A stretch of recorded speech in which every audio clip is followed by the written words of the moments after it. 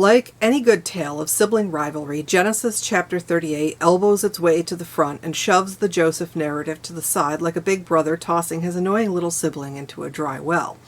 This scandalous saga tells the tale of Judah and Tamar, read from the World English Bible, a free public domain translation of the Bible. If you just came for the sex and want to bail on the social responsibility, take your goat and go. But if you want some meaningful history, loving literary analysis, comparative mythology, and conflicts, contradictions, and controversies which abound, then stay with me until the bitter end. Now go grab a tall drink of water because things are about to get messy. Welcome to the Secular Scriptures. I'm Gail. I am not a biblical scholar. I just love these stories, especially this one. Genesis chapter 38. At that time Judah went down from his brothers and visited a certain Adulamite whose name was Hirah. There Judah saw the daughter of a certain Canaanite man named Shua. He took her and went into her. She conceived and bore a son, and he named him She conceived again and bore a son, and she named him Onan. She yet again bore a son and named him Shelah. He was at Chezeb when she bore him. Judah took a wife for his firstborn, and her name was Tamar. Judah's firstborn, was wicked in Yahweh's sight, so Yahweh killed him. Judah said to Onan, "Go in to your brother's wife, and perform the duty of a husband's brother to her, and raise up offspring for your brother." Onan knew that the offspring wouldn't be his, and when he went in to his brother's wife, he spilled his semen on the ground, lest he should give offspring to his brother. The thing which he did was evil in Yahweh's sight, and he killed him also. Then Judah said to Tamar, his daughter-in-law, "Remain a widow in your father's house until Shelah my son is grown up." For he said, "Lest he also die like his brothers." Tamar went and lived in her father's house. After many days, Shua's daughter, the wife of Judah, died. Judah was comforted and went up to his sheep shearers to Timnah, he and his friend Hirah the Adulamite.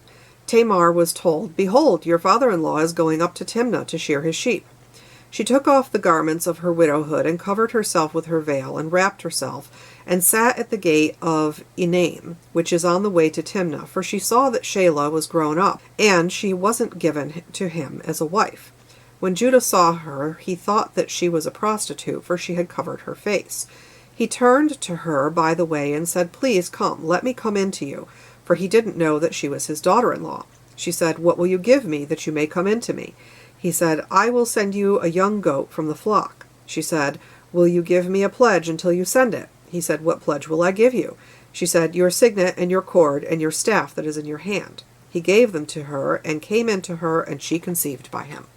She arose and went away and put off her veil from her and put on the garments of her widowhood. Judah sent the young goat by the hand of his friend the Adulamite to receive the pledge from the woman's hand, but he didn't find her. Then he asked the men of her place, saying, "Where is the prostitute that was at Enaim by the road?" They said, "There has been no prostitute here." He returned to Judah and said, "I haven't found her," and also the men of the place said, "There has been no prostitute here." Judah said, "Let her keep it, lest we be shamed. Behold, I sent this young goat, and you haven't found her." About 3 months later, Judah was told, "Tamar, your daughter-in-law, has played the prostitute. Moreover, behold, she is with child by prostitution." Judah said, "Bring her out, and let her be burned." When she was brought out, she sent to her father-in-law, saying, "I am with child by the man who owns these." She also said, "Please discern whose these are, the signet and the cords and the staff." Judah acknowledged them and said, "She is more righteous than I, because I didn't give her to Shelah my son." He knew her again no more.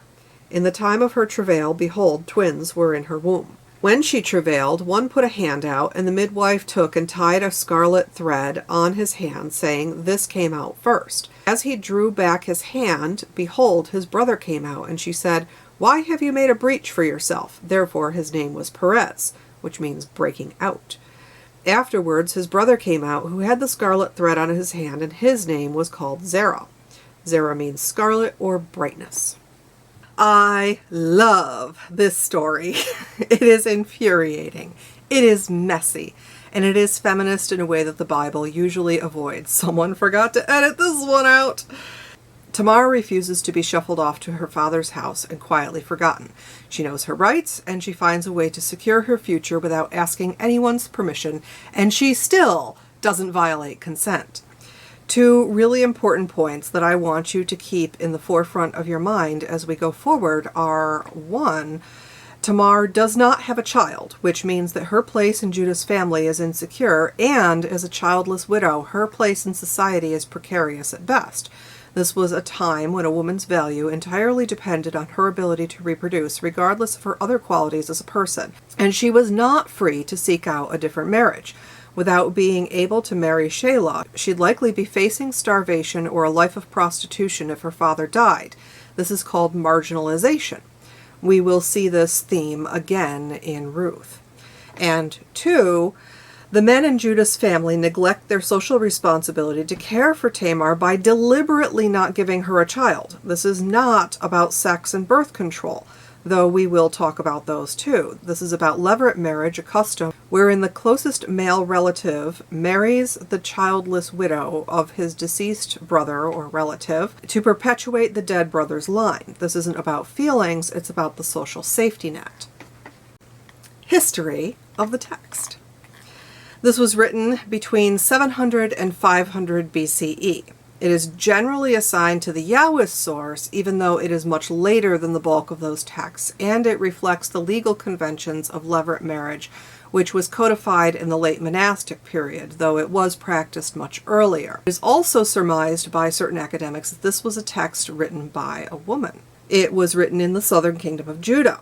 The story of Judah and Tamar is a later insertion into the Joseph narrative, though the core of the two stories may come from the same time period. It was likely an independent tale that got popped in here for political and social reasons relating to the tribe of Judah. Literary analysis. Characters. Usually I do this in order of appearance, but just to shake things up a little bit, let's do some character highlights. Judah is the 4th son of Jacob and Leah, and is the deadbeat patriarch of this tale. Fresh off of selling his little brother into slavery, he decides to settle down and become a family man. He's a fallible jerk who has a temper and dodges his social responsibilities until he can't wiggle off that hook anymore. But he loves his son, and he is capable of change. Kinda, maybe. The tale is a later insert to rehabilitate Judah's reputation, such as it was. Tamar, or Tamar. Both are correct, by the way. Our dutiful, strategic, courageous, legal-minded, and well-costumed heroine who refuses to be set aside and takes drastic measures to protect her first husband's lineage and status, preserving her place within the family and society by pulling one over on Laban's grandson. And Onan, Judah's older sons and Tamar's husbands, who are the catalysts in this tale.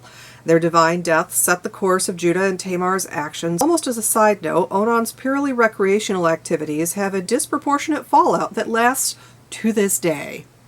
Supporting characters include the brothers, except for Joseph, because they packed him off to Egypt.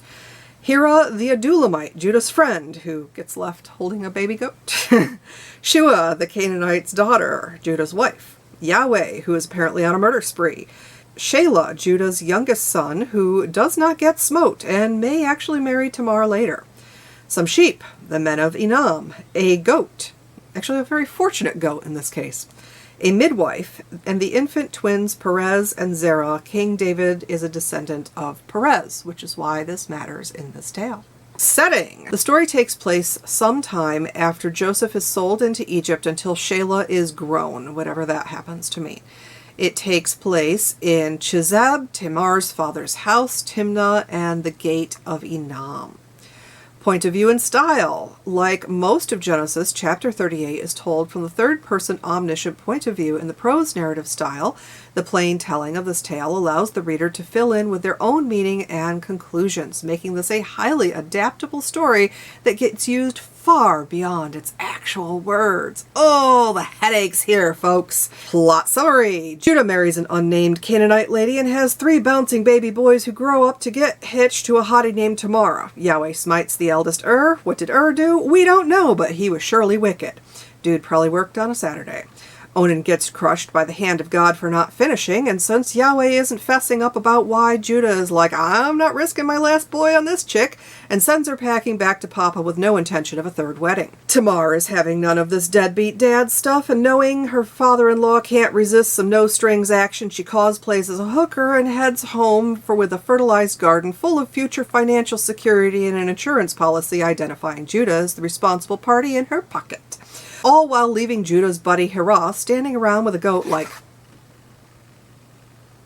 Judah pitches a fit when he finds out Tamar is knocked up, only backing down on the daughter-in-law and baby barbecue when he realizes it will be his own kids a-sizzling.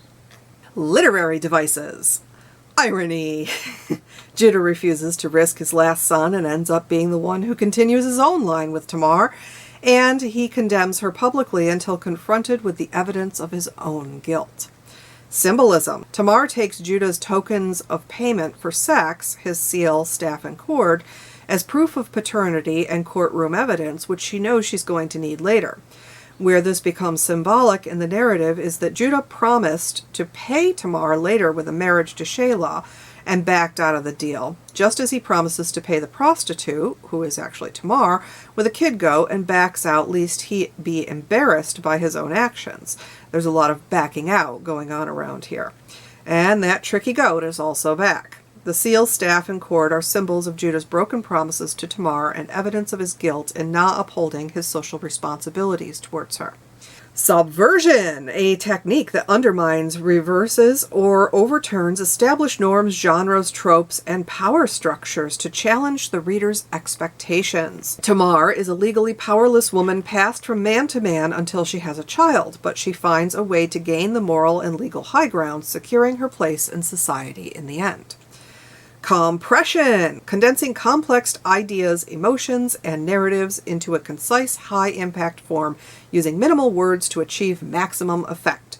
This story takes place over several decades, enough time for Judah to leave home, get married, have 3 children, and for all of them to grow up. The only indication of time passing in the text is the phrase "after many days," which really means years, and then about 3 months later, referring to Tamar's pregnancy and becoming obvious.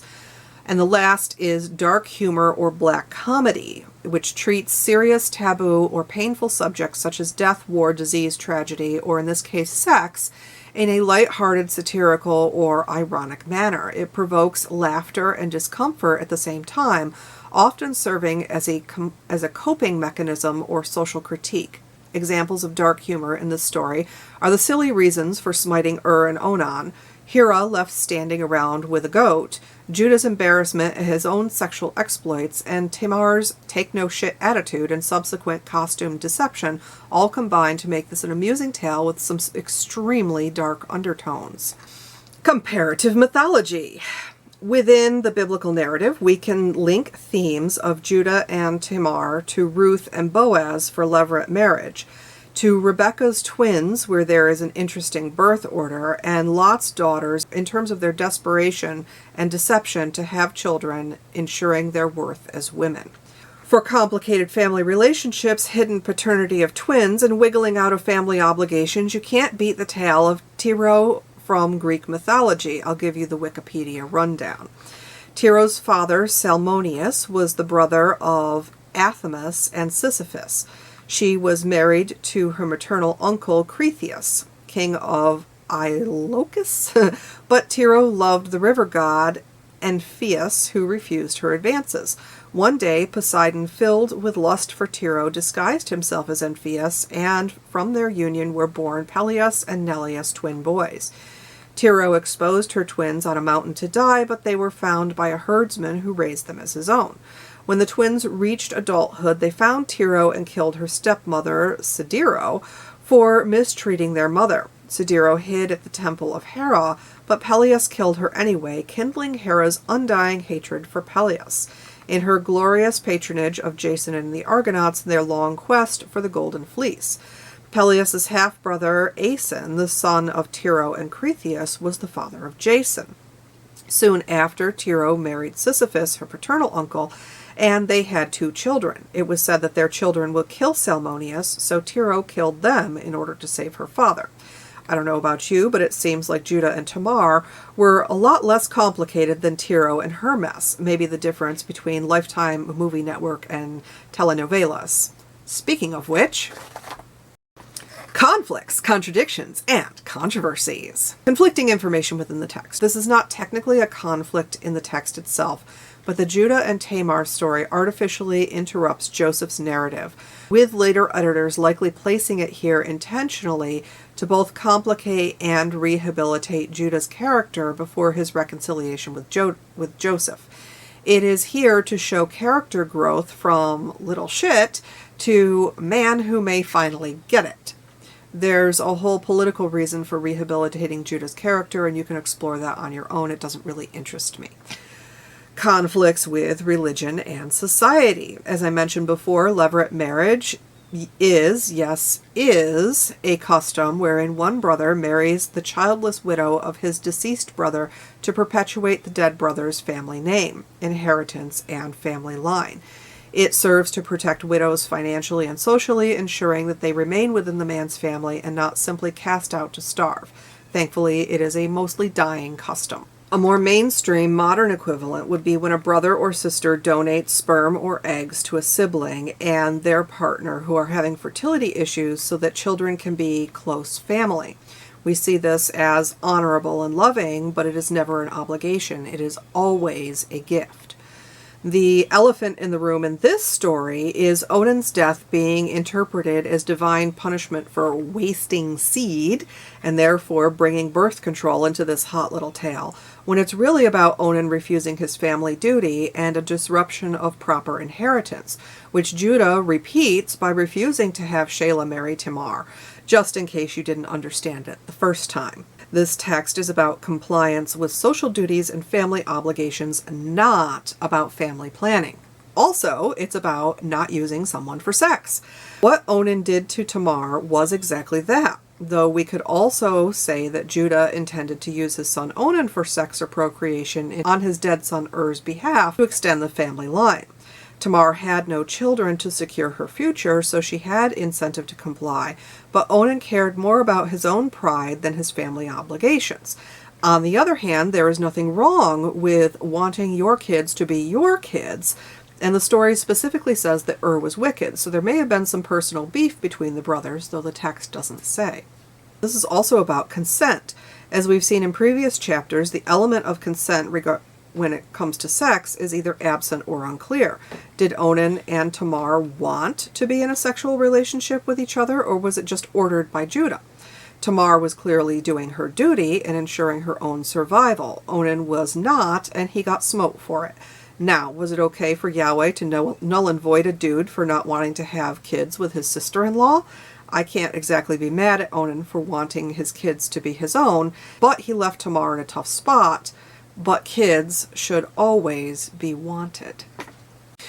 To really hammer this theme of need baby for financial security home, we see Tamar disguise herself as a prostitute to solidify her rights in Judah's family.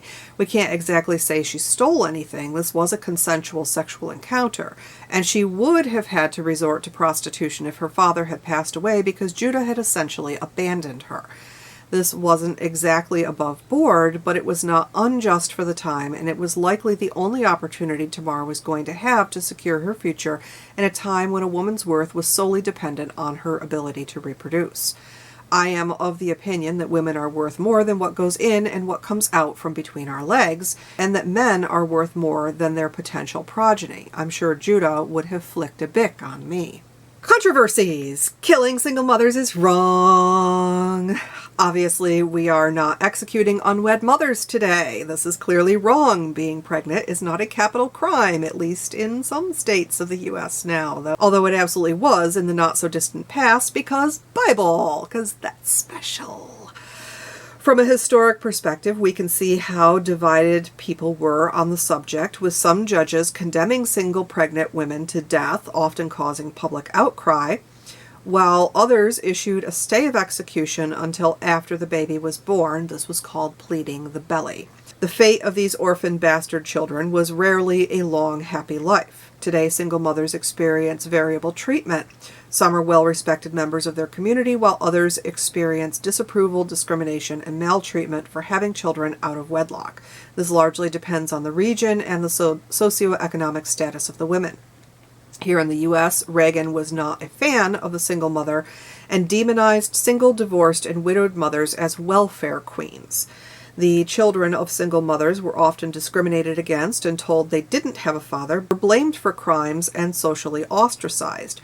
My own aunt was told by her grandmother that she had two fathers because she was conceived between divorce and remarriage. Yes, my grandparents got married because they had some fun and got knocked up. The stigma has eased up over the last few decades, but politicians are still not afraid to attack single mothers if it suits their purposes.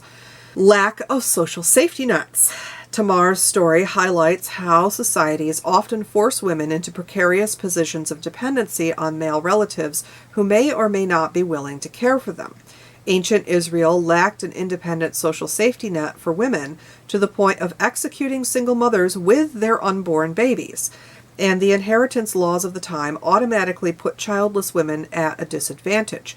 I know it feels like I'm harping on this, but these things carried forward, needlessly increasing the suffering and social oppression of women and children for thousands of years.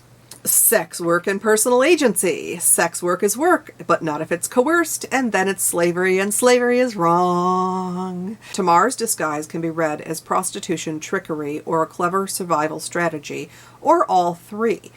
Was this an act of free agency or an act of coercion born from desperation after Judah financially and socially abandoned her? Discuss below.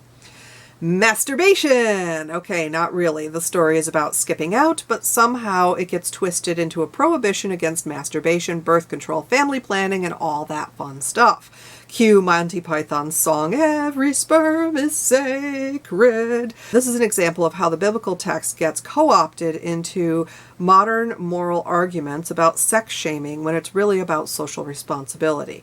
So, in the same way that Sodom isn't about gay sex, Onan pulling out isn't about family planning, it's about inheritance and the social safety net. And yet, here we are, fighting for birth control, who gets to have sex for what purposes, what happens to babies, how women are treated, how men are treated. It's a big, huge, giant mess from one little tale about God zapping a guy and Judah being a deadbeat dad-in-law. What the fuck did you do? Channel recommendations. Jake W. and Dark Matter 2025 both have hilarious takes on this tale, and you should totally go watch them. Questions. Did Onan really deserve to die over not wanting to raise his genetic kids as his jerk of a brother's kids? Like, really? Really? Did he really deserve to die? What do Tamar's actions say about personal agency under oppressive systems? Do you see Tamar as an early feminist icon, a trickster, or something else? Do you think this story does anything to reform Judah's character? Really? Does it? Leave your thoughts in the comments. Tamar is the hero she is waiting for. Thank you so much for joining me on the Secular Scriptures. I hope you enjoyed the video. If you did, please like and subscribe. And I will see you next Sunday at 9 a.m. for the long-awaited Kalam cosmological argument with cats.